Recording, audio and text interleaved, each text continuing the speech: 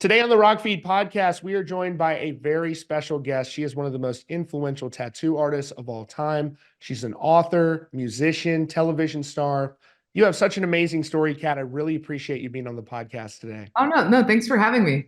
No, this is awesome. So the new single, Truth in Reverse, is out now. Your record, My Side of the Mountain, is coming out on September 20th. And you have such an amazing story because you've really accomplished so much in so many different areas. And now you're fully fledged into music. And I checked the stuff out, and it's got some really cool synth wave and electronic vibes. Can you tell me about your inspirations with this new music?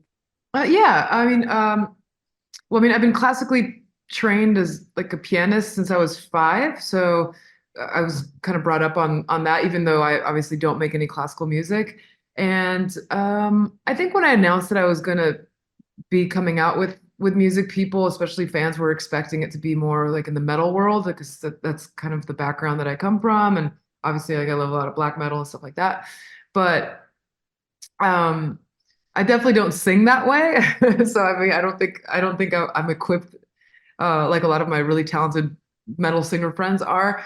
But I love a lot of post punk and like Depeche Mode, like The Cure, Susie and the Banshees, that genre of music. Even though I don't think we necessarily sound like that, I think that's where my heart kind of tends to gravitate. So it made sense to me that like our music would be more in that realm. I love electronic music, and I love a lot of like the nostalgic sounds of the 80s. So all of our sounds are, designed with analog synths and all that nerdy stuff. So yeah.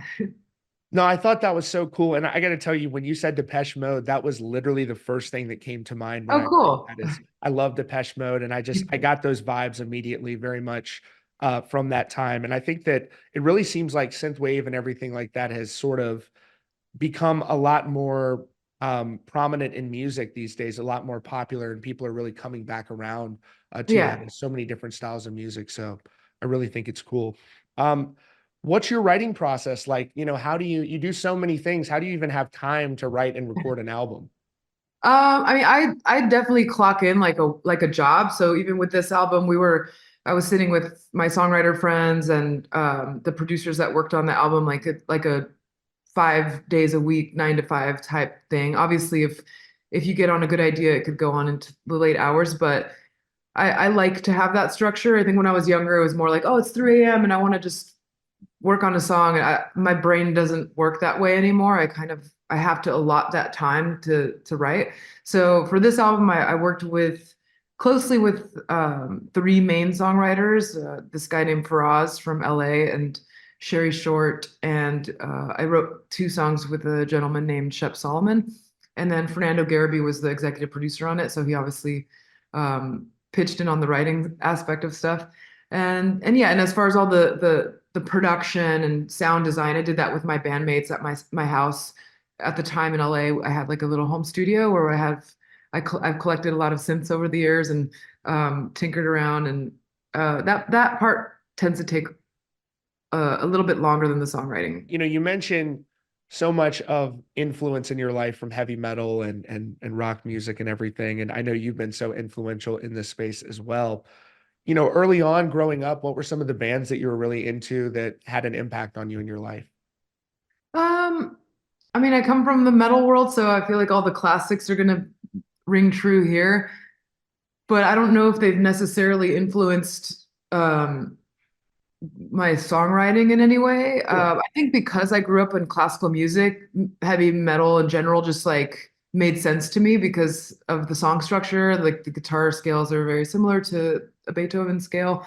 I also, my first exposure to music outside of classical was punk rock, and that era to me was exciting because of the sentiment of rebellion and being different, but the 4 chord situation wasn't impressive to me. So when I discovered Metallica, for example, I was just like, oh my gosh, like these guys play instruments really well and they can sing very well. And then there's actual poetry in the songwriting. And I think with post-punk, it's the same thing. Like when I would listen to Susie and the Banshees, it's like, the lyrics were very profound, and the singing, like she knows how to sing. There was musicianship to it. And Totally. I think that I respond to that. Obviously, there's some stuff that, I still think is cool, but I just don't necessarily listen to it anymore. Or I still have it in my record collection. But yeah, I think probably The Cure and Depeche Mode are probably like my biggest like life changing. Like I still listen to Disintegration front to back, and it's, you know, I don't think there's ever been anything that comes close to that record to me, for me at least. When you were growing up, do you remember the first show that you went to? Yeah, I mean, it was like a smaller punk rock, local punk rock show. I grew up, well, I was born in Mexico, and then when we moved to America, our family moved to the Inland Empire, which is about like 2 hours outside of LA, like San Bernardino County. And so it wasn't like LA. It wasn't like there was a lot of action going on. I mean, nowadays, I guess they have a lot more, like the town has been more developed, but back then it was kind of a truck stop. So there's like tumbleweeds, not a lot going on. So it really made it hard to find other people that were like-minded. It was like not a lot of population. So I really found myself like poring over records. Like I remember getting like my first record was like a Plasmatics record, and I love Wendy O. Williams, and just like reading through the liner notes on the record to try and discover other bands because there Yes. wasn't the internet back then. So yeah, it was kind of more of like a wild goose chase to find other, discovering music. But nowadays you can just Google stuff and discover things pretty easily. I know, and people don't really realize like how hard it was for an act to be discovered before. We're so spoiled now. You got playlists, Yeah. all of that. That's such a great point. And one of the things I read about you talking about your upbringing is that, and this is what is one of the things that's so impressive about you to me is that, you didn't really come from money. And I read that I guess you didn't have running water or electricity for a long time. Yeah. And I just think that, I think that speaks a lot to you with as much as you've accomplished.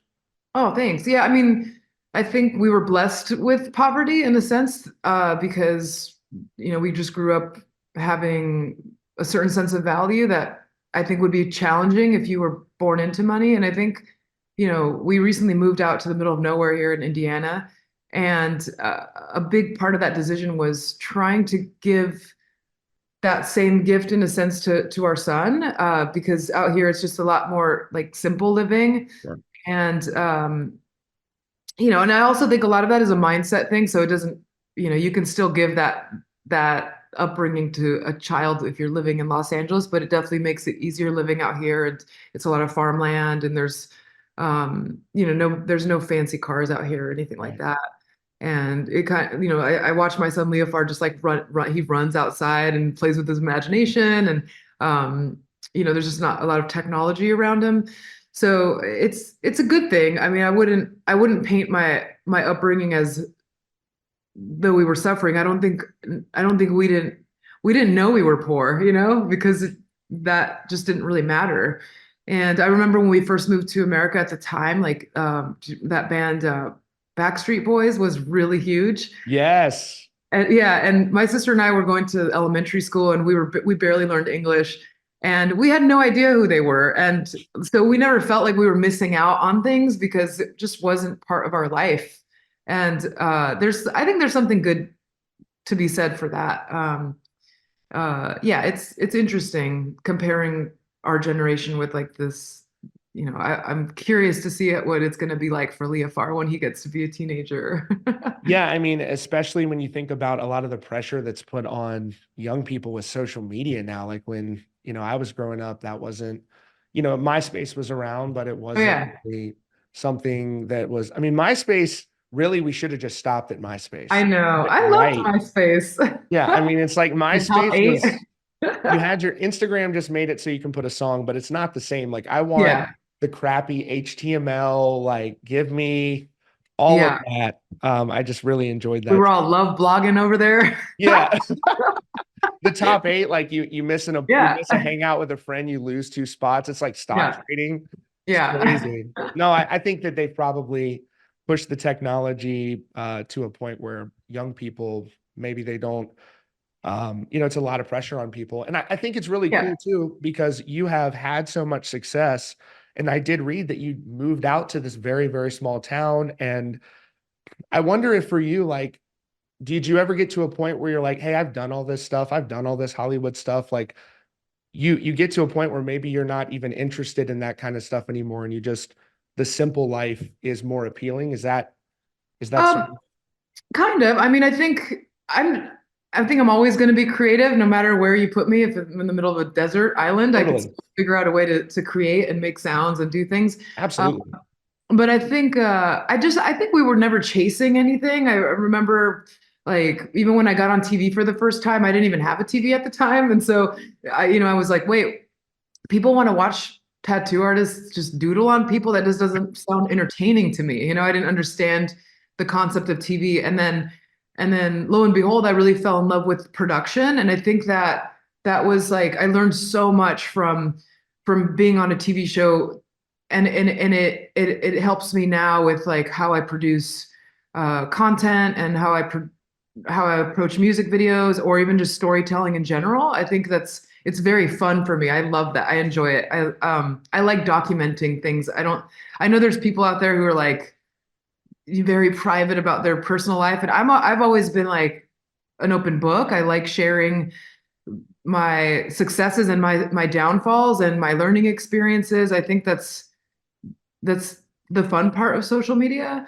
But going back to what you were saying about how comparing our upbringing to like this new generation, as parents, like both my husband and I, and my husband's a musician as well. yeah, We don't plan on really giving access to our son with social media or even just access to the internet for as long as smart, we go. I mean, smart. and some people are like, they think that's kind of crazy or sheltering. And I do believe in sheltering our kids from certain things that are so adult. I feel Yeah, like the dynamic of social media is so, it's so much to hand over to a child. And I'm not knocking parents who do that. If you want to do that, go sure. for it. Like everybody has their boundaries and their goals and stuff. But for us, we're gonna try and go minimum of age 15 or 16 without a smartphone. I totally agree with that. And I think it's not just about even I think there's numerous benefits to not doing that. I think they're affecting people's attention spans in ways we don't Yeah. fully understand now. And it's just such a formative time for kids when they're just scrolling online. And it's hard to believe that they can be sheltered from all of the horrible things that are on the internet.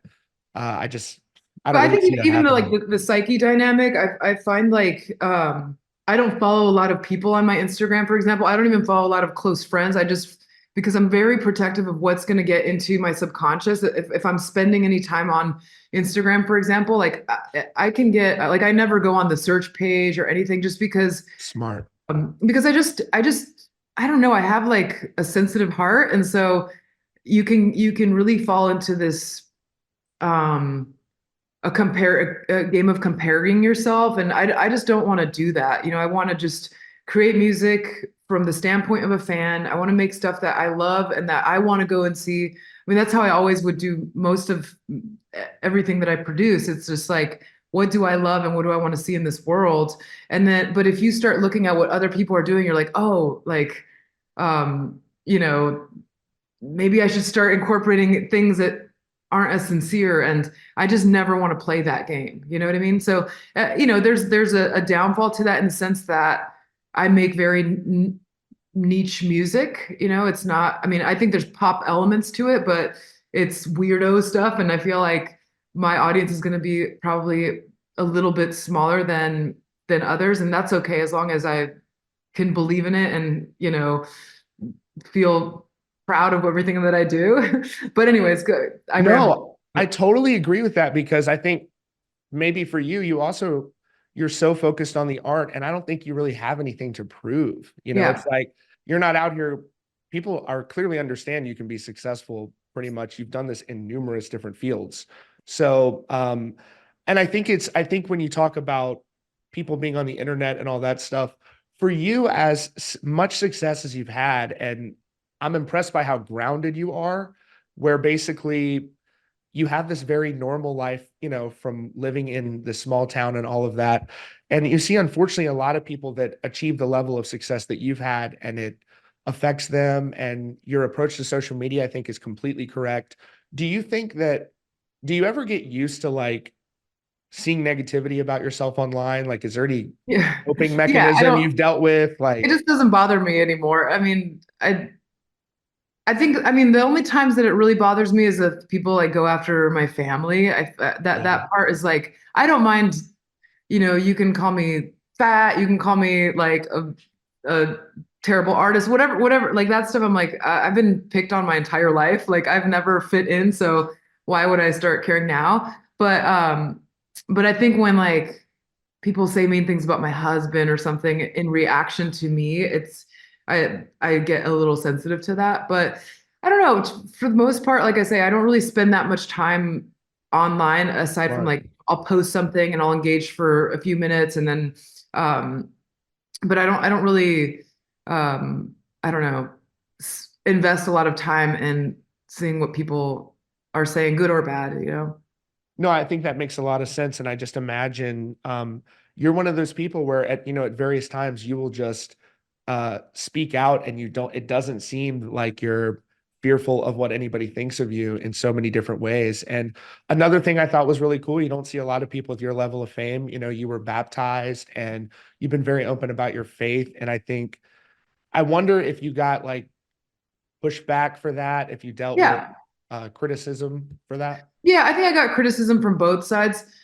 But I think also as far as my faith goes, there's nothing to hide. I don't mind talking to people like one on one. I just don't intend on being a spokesperson for that. Like some people I feel like end up making any aspect of their life their identity, and Right. I just feel like I'm not uh, worthy of that. I'm not, like, I'm still learning. I'm always going to be, and um I don't find it my calling to be preaching. Right. And I've also learned just from all like my experiences. Like I used to be very vocal about a lot of things that I spoke about with conviction that I didn't necessarily get right. And Mm, then later I would be like, oh, I mean, I have no problem admitting when I'm wrong. right. Uh, I don't think there's anything, that's just part of growing. But, Totally.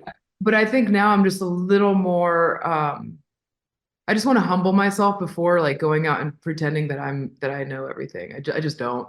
And also, I think the best form of inspiring others is just to lead by example. And I don't mind talking about like philosophy and things like that with my Totally. friends and or directly with people. But I think I'm just not. I don't intend like it's interesting because once I became open about my baptism and things like that, I got so much criticism on my music, and just Mm, because I don't ever intend on making worship music. I don't. right. That's not like I talk about like on this album, for example. There's certain things that I talk about that are about my faith, but it's not, I wouldn't never identify it as worship music. And I think that people will have a fantasy that they project onto others, Yes. like, oh, she wears all black all the time and now she's baptized, so she's just going to start wearing white. Like that just doesn't make sense to me. But a Right. lot of people have that. They're like, oh, well, I think they think that I just got baptized overnight, and it's like, no, I've been like this for many years. I just now started talking about it, or I announced it. But so it's like I don't I'm not going to lose myself in a sense. I'm just going to, you know, go on and do the same things I've always been doing. But, I don't know. Like, No, I mean, I I think think a lot of it is inner work. And like that stuff is like, I don't need to put that so much on blast. Sometimes I'm tempted to, but I don't know. I don't think it's my place to do that. I'll tell you, I just think when you talk to people, you can see their mindset and you have such a very, I can tell that why you're successful because you have a very balanced mindset on all things. And I think that Thanks. is probably increased your resiliency in so many different ways. But I just think that is amazing that you are so like, you're able to make this change in your life, but you're also not, you see examples of people who jump into something and it becomes that's what they're all about. They're Yeah. 110% in, and there's got to be some sort of a middle ground with that. And I Yeah, think and I mean, it's the same when I became a mother. I mean, I can see how people become mommy bloggers. I mean, it's like I get very excited about my life as a mom. Like I homeschool my son. Like that's today, awesome. I had this moment where I was watching him just tracing shapes to like get him used to like handwriting. And I'm just staring at the side of his head and how he's just so focused. And, we play like music in the background and it was just like this heavenly moment. And I'm like, oh, this is all I want to do all day. But I'm not going to only do this. So Right. I can see how people like have these life-changing moments or these landmarks in time and it just becomes who they are. And for me, I'm like, I just have all these different facets to me that I'm not going to be one thing. I'm not going to only be a mom. I'm not going to only be a wife. I'm not going to, all those things I'm simultaneously doing. I'm a Christian. I'm a musician. I'm still a tattoo artist, but I'm just not going to only be one thing. I don't No, know. I totally agree with that. And when you talk about not changing your appearance and all of this to match what people's idea is of what you should be, I had heard that you had kind of looked to Alice Cooper, maybe as an example of how this Yeah, can he's be the done coolest. well. I mean, he's the best. I mean, so Yeah. can you talk a little bit Yeah, about that? I don't know him personally. I've seen him play a bunch, but Legend. yeah. And then I think when I had started talking about, or when I announced my baptism, people were sending me a lot of links to his interviews, and I loved his approach to, because obviously he gets backlash as well. Like Yes. they assume, okay, he can't make any music that's secular anymore, and he said one quote that I'm sure I'm going to butcher, but he was saying, I'm not like I'm not a rock and roller that's going to make Christian music. I'm just a Christian making rock and roll music or something Mhm. like that. And I thought that was cool. I was like, yeah, like I mean, I don't know necessarily if I have the answer to this, but I like to write love songs, and a lot of times they're about my reflections and dysfunction. I've been sober for 17 years now, so I talk about addiction. In this album, especially, like I talk about some of the spiritual warfare that's going on, but I do it in a more abstract way. My husband and we're not necessarily on the same exact path. I think we are on the same path, but we're in similar routes. Sure. And so, he sees things a little bit differently than I. And there's some songs that I talk about what that looks like, and but it's just not going to be. I'm just not spelling it out, because I think some of Yeah. my favorite songs are ones that I can take back, and it's my own interpretation. That's the beauty of music. Right. So yeah, I don't know. It's interesting. Yeah, it's I think it's all very interesting. It's fascinating to me, especially when you talk about, for you, it's if you announce it, so many people basically have this expectation that you're going to completely change. And I think that there's a way it can be done where you don't make it your entire identity. And I think you're an example of that.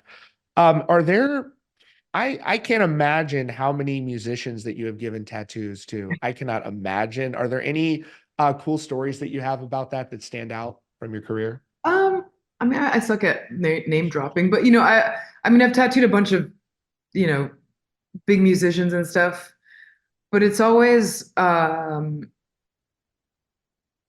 mean, I don't get nervous around that stuff. I think I get more nervous tattooing other artists, like other people that Mm. make art.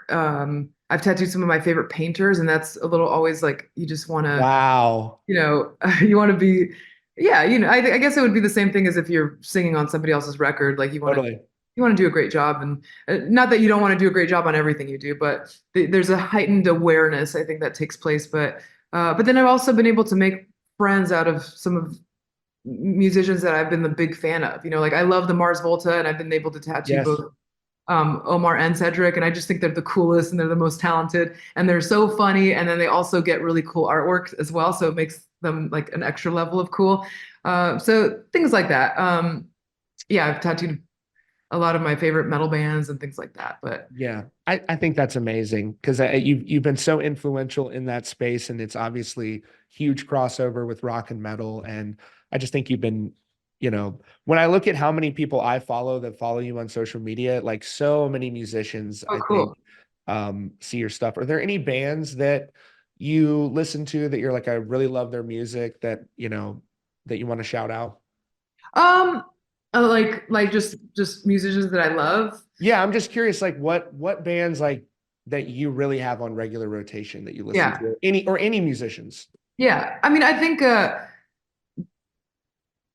like most recently, I posted a little video of me working out the other day, which normally do not do that. I'm Right. not a fitness person at all. Right. I'm super out of shape, but we're getting ready to go on tour, and so I'm like, I need to start like being able to run and do things. And so I was training the other day, and a few people were asking like, oh, we want this playlist. Like, what's the workout playlist that you do? So I started compiling a playlist of mainly electronic music. I like a lot of industrial stuff too. So there's like everything from Ministry um to Perturbator. Like Perturbator is one of my favorite, I guess, synthwave bands. I just love the darkness, Right. the darker elements. Like I hear a lot of metal within that production that I love. Gunship is one of my favorite synthwave bands too. I was able to sing on one of their songs for their, not this last record, but the one before. And I That's just love awesome. everything about them because I feel like they're such pioneers in that world, and they've really just like um to think of a genre that's inspired by like an era in filmmaking is so cool to me. Especially it's like a very specific time of movie and music production that's like they're just keeping it alive and giving this like modern breath of life into it. It's really Yeah. cool. So yeah, I like that kind of stuff. But I also love this Swedish band named Kent that nobody in America really is familiar with, but they're very like they have a romantic approach to their songs. I feel like it's always these certain chord progressions that I respond to in music. I really love the melancholy romanticness of it. So yeah. That's so amazing. I always love to ask people the artists that they like because there's so many artists you're naming there that I actually haven't heard. So it's like Oh, always cool to check out and see as well. So while you're learning piano, you're growing up. I read that I guess you had dropped out of school to pursue all of this. And I like to ask people, like, not knowing then how things would end up for you, were your parents like, hey, you don't drop out of school? Like, what was their response when you're pursuing this new path? I mean, I think I terrified my parents, and I've made amends since then. Right. Parents aren't from America, so like it was definitely a culture shock. And I don't think, well, maybe nowadays, but back then, parents were like, "I want my kid to grow up to be a tattoo artist," And so, there's this old school idea of school and how important it is, and I think I was blessed with the ability to have a certain foresight. I saw tattooing and just being a creative as there's a long view in it. Like I felt like there was an actual calling for a career and something that Totally. was quite realistic for me. And so remaining in school would only just take up more time like that I could be using to hone in on a certain craft.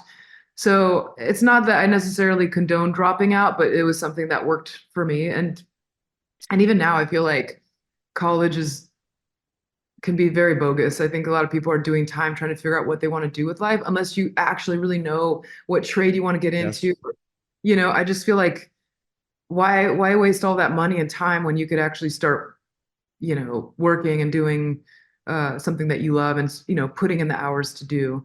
But again, everybody's different. So I totally agree though, especially if you don't really have a concrete plan on how you're going to be able to pay off all that debt that people are accruing for it.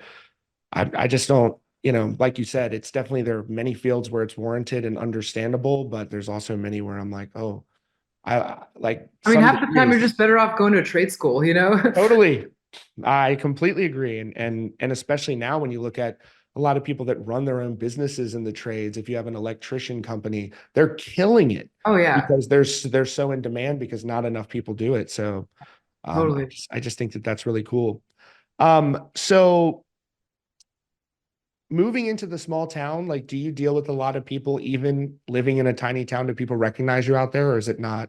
Yeah, I mean the population here is 1,200, so it's very small, and people, for the most part, leave us alone. I feel like the locals are so awesome. It's just, it's all the weirdos are always from out of town. Right. We've had to like call the cops a few times, but it's never from people from the town. It's Right. always people that have come from from far, and I really love it. I think everyone, for the most part, generally speaking, it's a lot of working class people. I feel like there is a genuine, um, I don't know, it's just like this is America to me.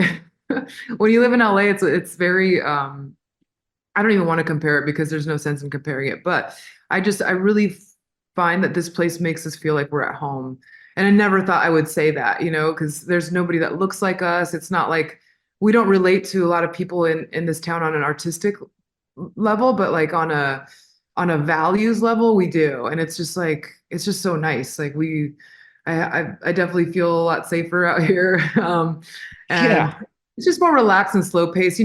There's a lot of downfalls too. We have like ticks, and there's no like Uber Eats or anything like that. Yeah. Yeah. There's no DoorDash. No, they're like sometimes there's no Wi-Fi. So Oh my gosh. it's there are challenges to a small town. There's like the gossip tree is very crazy here. Like Mhm. the rumor mill is just it's pretty entertaining.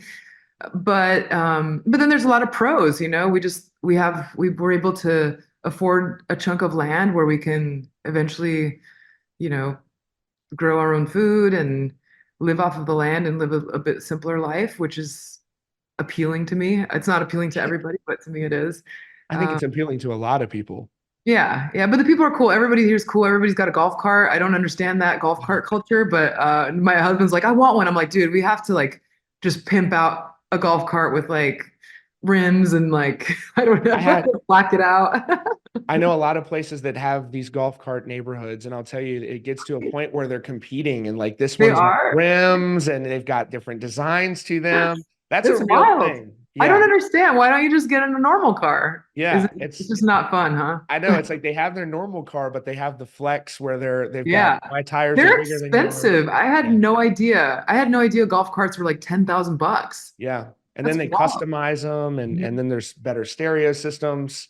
Yeah, that's wild. I don't have a golf cart, but I have these electric scooters that you can go Oh, way cool. too fast on, like 30 miles an hour or something, which a lot of the stuff that's going to hurt kids is not just social media, but these battery powered devices that drive as fast as a car. Oh It's my like gosh.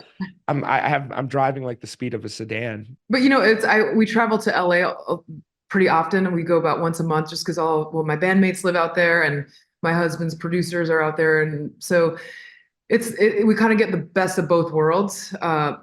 But yeah, How do people operate a business in LA with the amount that you have to pay in like taxes? When I went there, I got charged $50 a day just for parking. Like it's oh crazy. yeah, yeah, it's nuts. I mean, yeah, I don't want to talk too poorly about that town. I think there's so It's many a beautiful place. great people, Yeah. uh, but yeah, just some of the I'm not down with some of the governing there, but and that was a big inspiration for us to move out here as well. Like here, I feel like there's just so much more opportunity to thrive as a business and Right. um, yeah, and all of it. And I think there's a lot of people. I mean, there's a massive exodus that's taking place, and it's Yeah. been taking place in California, and um, yeah, and props to those who can hang out there. Yeah. Because it's such a beautiful state. I mean, oh my goodness, Yeah. there's so much beauty out there. The scenery is incredible. So many The great best food, the communities. best food, hands down. That's probably my biggest complaint about the Midwest. Is just I don't understand why the food's not good here. Yeah. It's just not. I feel like their 10 is like a strong 5 for LA. It seems like the box store restaurants dominate all the small towns. So it's like the best dining you're going to get in a really small town is something like an Applebee's. Oh yeah, no. It's like it's tough. I don't know. I mean, there's small Can I tell restaurants. you the funniest story? This has nothing to do with music or anything, but when we first moved here, we the nearest town where we go to like get like store stuff is about 45 minutes away. It's called Florence, and in Kentucky. And we go there and we're passing, it's like strip mall after strip mall, and we see this restaurant and it says Twin Peaks. And I was like, whoa, it's a David Lynch restaurant. This is so cool. I'm like, so my husband and my son and I pull over, you already know. Yeah. And so we I pull do. over and we get in there and it's like, wait, why doesn't it look very Twin? And then we just see like hot babes being the waitress. Yes. They're all dressed like lumberjacks, like sexy lumberjacks.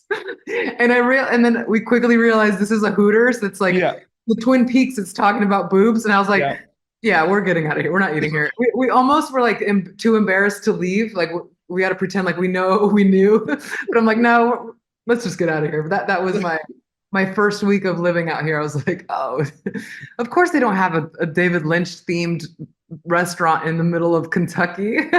That's hilarious. Yeah, no, I mean, there's but it's like brands, it's like chains like that. Yeah. It's like regional restaurant chains. Whereas I totally agree. If you go to LA, there's so many food options. Yeah. I think Nashville has a lot of great food. What are some other towns that you've been to that have Miami has good food? Yeah, I mean, I love Mexican food, and I just feel like LA is the only place like it just changes too much from city to like San Francisco. Mexican is not the same as LA. Tex-Mex, I don't even consider Mexican, Sure. which my fellow Texas friends are gonna hate me for that, but I'm like, queso is not a thing, and like you don't need to put bell peppers and stuff. Like, Right. there's just so many bell peppers. No, that's my problem. That's my biggest downfall is food. It's just I love food. That's my the more fried, the better. It's that's my issue is that I love food. It's so good. So I can't imagine, do you have like an email address where people are just constantly asking you for tattoos? Like, is that something from what I understand, it's not something you do a ton of right now. Yeah. Obviously you can do as much as you want, but like, are you still constantly fielding requests and like big offers to do tattoos? Well, I mean, I've closed my books right now because when we moved to Indiana, I had closed my shop prior to coming out here. I think just all the lockdowns that took place in California were just so terrible for all the mom and pop shops, including my own, and we weren't able to survive that. And so when I moved out here, I moved with the intention of opening up a tattoo shop out here. But then the more that we get to know the town, we realize a tattoo shop isn't really what this town needs. Like we need tourism, and we need a small town like this, like businesses thrive off of people coming from outside of the town, and we don't have any restaurants here. We don't have any point of destination outside of the nature aspect. I actually started an Instagram account for our town called Hello Vive. The town is Vive, Indiana, and there is a lot of cool stuff to do, but it's not like we have storefronts for that. And I think it's going to happen, and it is happening. People are starting, like real estate is becoming exciting around here. And so, yeah, my dad ended up buying a building out here to open up a business, and he was like, you should just That's open awesome. like open up a tattoo shop. And I'm like, I feel like it would work if I was in the shop every day and it would bring people here, but we're about to go on tour for months on end. Like, my focus has really been about music. And so I don't want to open something up that I'm just never going to be here for. And I think eventually I'll open up a private studio where I can tattoo my friends and close clients and things like that. But I think opening up a full-fledged shop is just not really in my cards right now. Well, it's like you live in such a small town. I think you said one time it's like a couple thousand, and you're like their de facto economic development director or something in the town now. Like they have you there, and you have so much business experience that you're like, oh yeah, we need to do this. And so I think that they're going to benefit significantly from having you there. I also read, and I don't, the design behind you and everything looks so cool. Oh, thanks. I read somewhere that you guys, like your family, you restore Victorian homes. Yeah, That's awesome. Yeah, I love architecture. I've always been into design, but I'm very limited to just one time frame. It's like I'm not an interior designer. I couldn't really help anybody else unless you liked this very specific era. Like just the Victorian era is all I know. And I think there's something important about restoration of historical buildings and sites because it's part of our history. And I think it's, this is when you look at, I don't want to knock modern architecture, but everything is robots and Land. computers. And when you look at 1800s and before that, like people were still making things with their hands. And so you would look at carvings and moldings and things like that. Like they're all made with the intention of having that human fingerprint translated into art. And so that's very inspiring to me, and that's very exciting.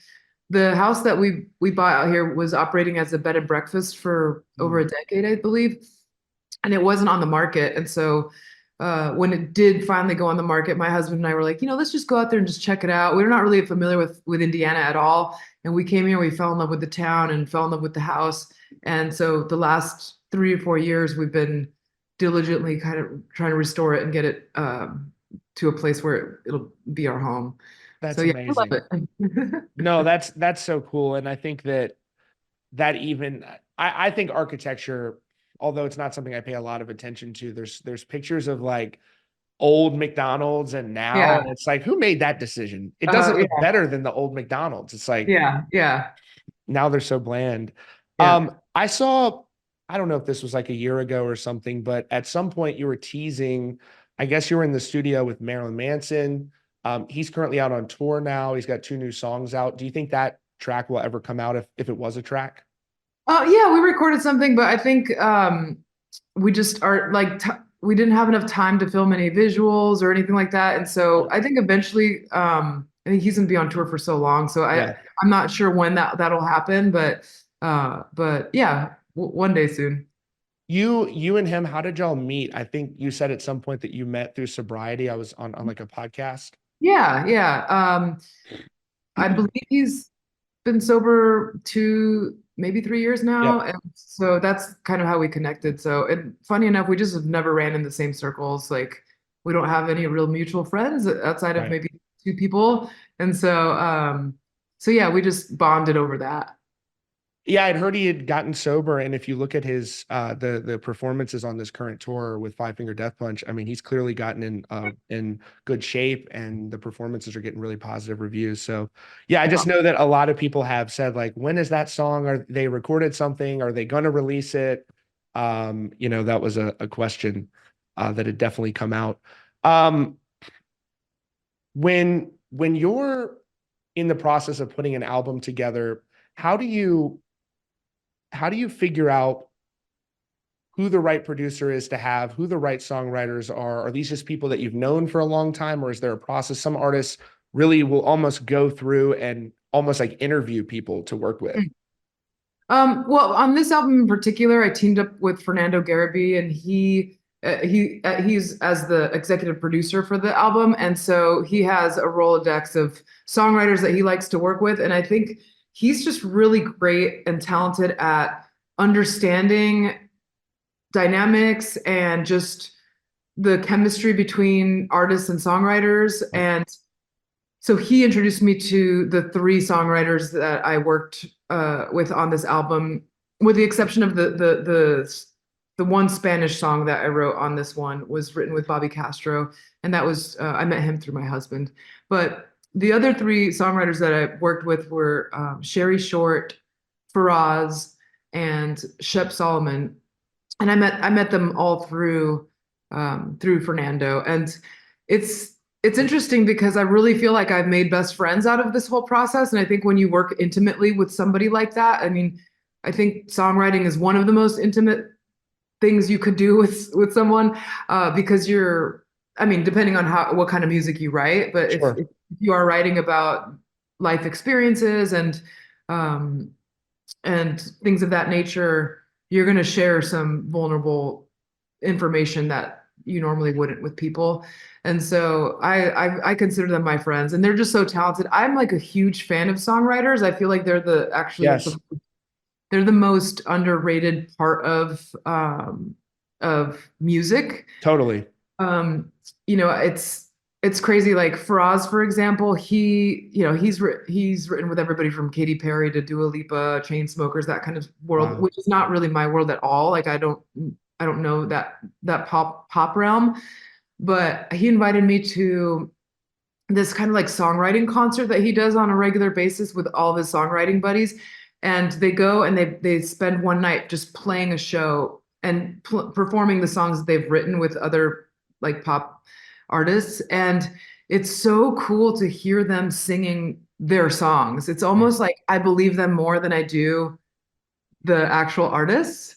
It's a really beautiful thing to see. And I'm like, wow, these guys are the masterminds behind what people will be listening to for generations. It's pretty powerful, man. I really think it's amazing. So your husband also being a musician, does he kind of give you feedback on the music? Does he say a lot? Does he give you like Yeah, hardcore yeah, feedback?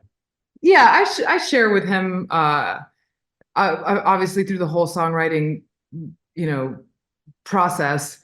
Like I remember there was like one song in particular that, because some of the stuff I write is like you're getting a feeling out. It's not necessarily a documentation of a specific event, and Sure. a lot of them are. But there was like a few that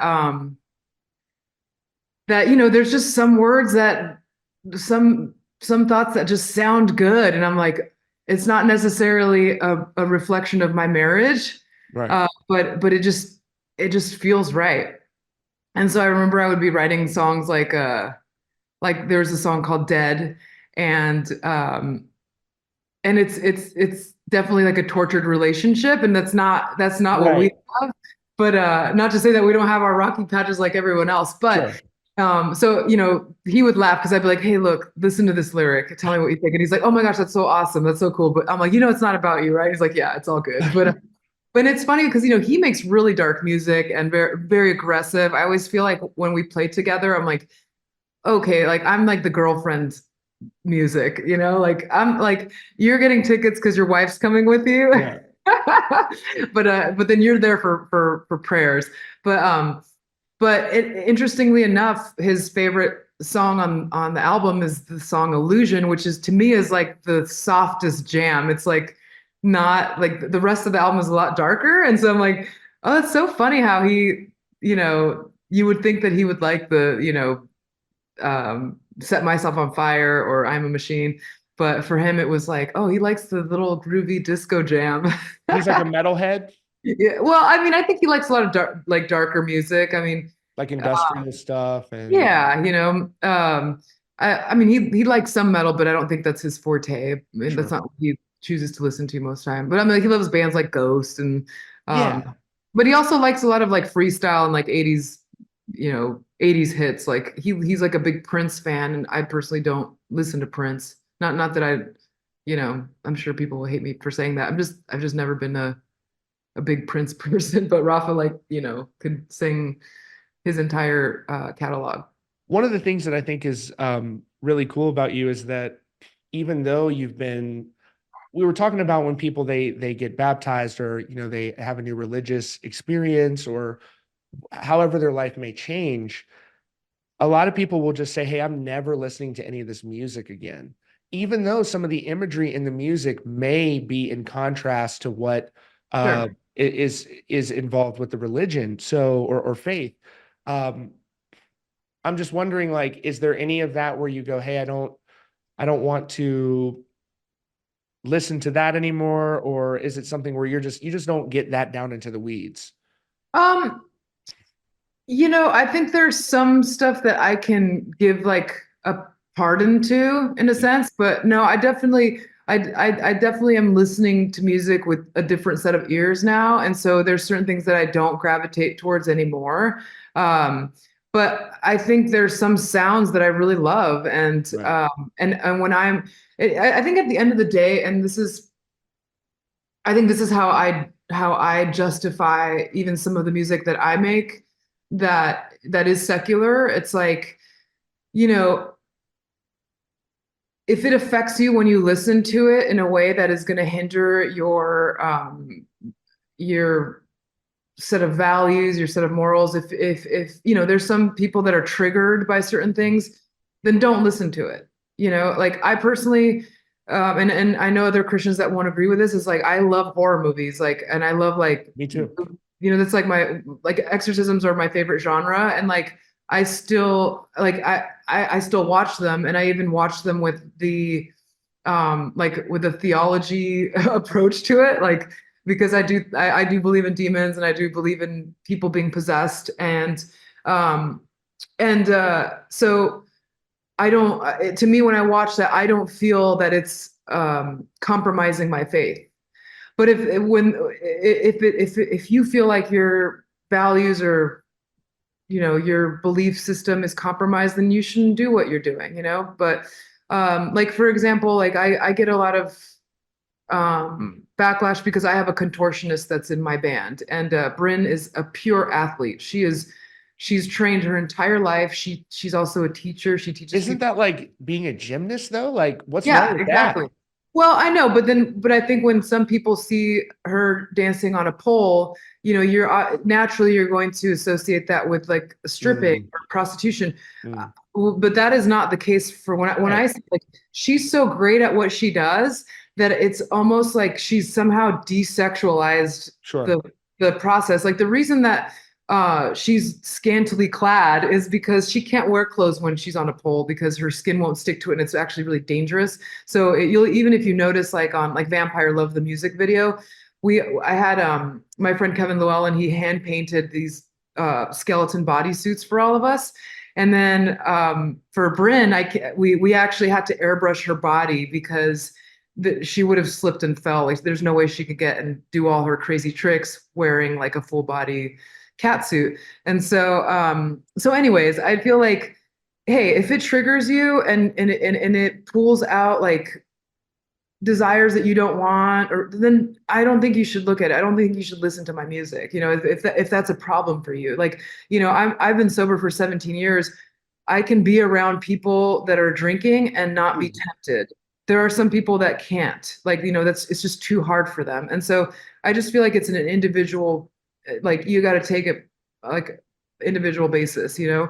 Um, and you know, like I don't take offense if I'm too dark for you. That's okay. Like I'm not everybody's cup of tea, and I don't think I was designed to be that. You know, Right. I just think as long as you don't knock other people, you know, it's like everybody has their own trauma, their own journeys. Like what's scary to you is dreamy to me. You know, and I have a different uh perspective on death than a lot of people do. You know, I've my entire career in tattooing has revolved around the subject of death, and I don't. It's not a scary thing for me to talk about. If anything, it's like I welcome those kinds of conversations because that's like the one thing we have in common. You know, Right. eventually, Everyone's going to pass away. yeah, or we've already had some experience with that, and so I'm not scared of a skeleton or a skull. Like that to me is part of life, and but if it scares you, then don't fucking go trick or treating. I don't know. Right. Like I don't know what to tell you. Like figure it Right. out. Yeah. I mean, and even I knew, you know, there's stuff like that where people wouldn't be able to go trick or treating and stuff like that. And to me, I'm like, I don't know if that is necessarily, I guess it's to each their own, as you say, like Yeah, and I'm people. still figuring it out. You know, I feel like I gravitate towards more of traditionalism. Like you know, I don't like a lot of modern approaches to worship, but and then I ask myself like where am I supposed to draw the line, you know? Like I want to be holier and I want to be more Christ-like, but do I run to a mountain and become a monk? I'm like, at what point do you say like, you know, is this makeup gone too far? Is this, you know, I'm still figuring that out, you know, and I think I do believe that the answer is going to be different for not for everybody. I just don't think the answer is the same for everybody. How do you, so many churches are so vastly different in so many different ways. Like some of the churches, if you go to them, they're very almost like, you know, it's almost like a big marketing, like over the top entertainment spectacle type thing. And then you go to a church. Like, how do you figure out what is the one that is right for you for moving into a small town? Is there a way that it took you a while to figure out all of that stuff in terms of that? Yeah, I mean, I think people respond to different things, you know, and there is this kind of, I don't want to say stereotype, but it is a stereotype for a reason, where certain, like, especially non-denominational big churches will Yeah. have the bands and the production. And I see it on Instagram a lot. Like, people, there's like trending songs for that are Christian worship music and stuff. Yeah. And I don't know. I mean, I can criticize it if I wanted to, but I don't feel inspired to criticize it because Sure. I feel like some people listen to that and they're very moved by it, you know? And whereas for me, if I listen to like more like Orthodox chants, like I respond to that more than I would the modern worship music. So it's yeah, I just think it's whatever works, Yeah. whatever's moving you is what's going to be.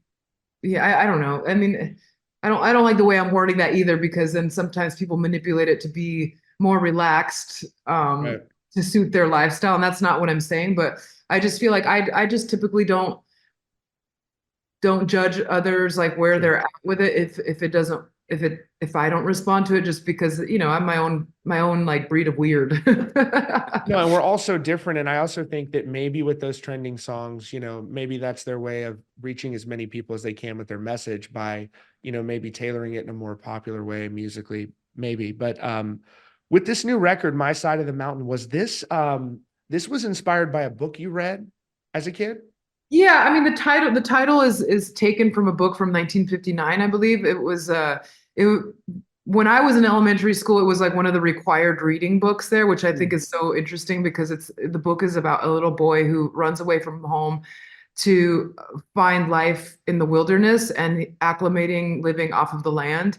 And then I think a movie adaptation came out in the 70s, and I believe the endings are different. Like in one of them he dies, and in one of them he makes it back home. I can't really remember off the top of my head, but I just remember as a kid I was like, why do I relate to this so much? Like I have this desire to create my own world, and it was apart from my family. You know, I didn't have like a bad upbringing. I had two loving parents and things like that, but I definitely didn't feel like I belonged. And you know, I have my own set of mommy and daddy issues that like everybody else has too. But yeah, I just remember reading this book, going like, I relate so much to this little boy, and just finding my way, and even if it's actually like the harder route. And so that was kind of a reflection of where we're at too, I think, with my husband and I making this big move to our side of the mountain. And but I also think it's kind of a nod to where we are.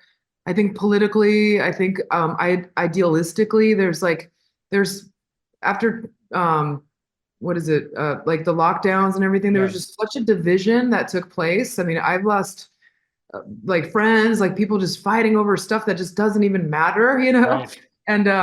And so I feel like that's what they want. That's what you know, by they I mean like, you know, the The ruling class, so yeah, to you speak. know, that it's easier to dominate a people when they're divided. And so Absolutely.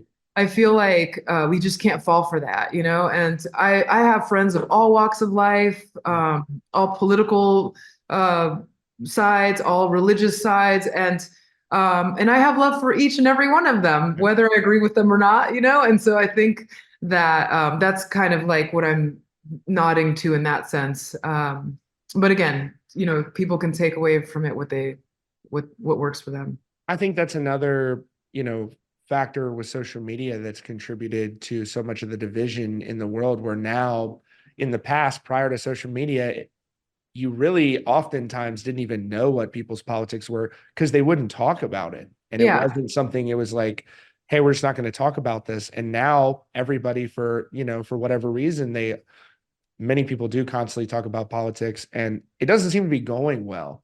yeah, People are really, this is still a novel technology with social media. The last 20 years is a pretty small window in time, but yeah. people are definitely significantly more divided after social media than before. Sure. And I think there's a direct correlation to that. So Yeah. but I gotta say, I don't want to hold you here. You've been so awesome. I really appreciate you. This is such a cool episode for me. Oh, this is so much This fun. this is one of my favorite episodes. It means a lot that you did this.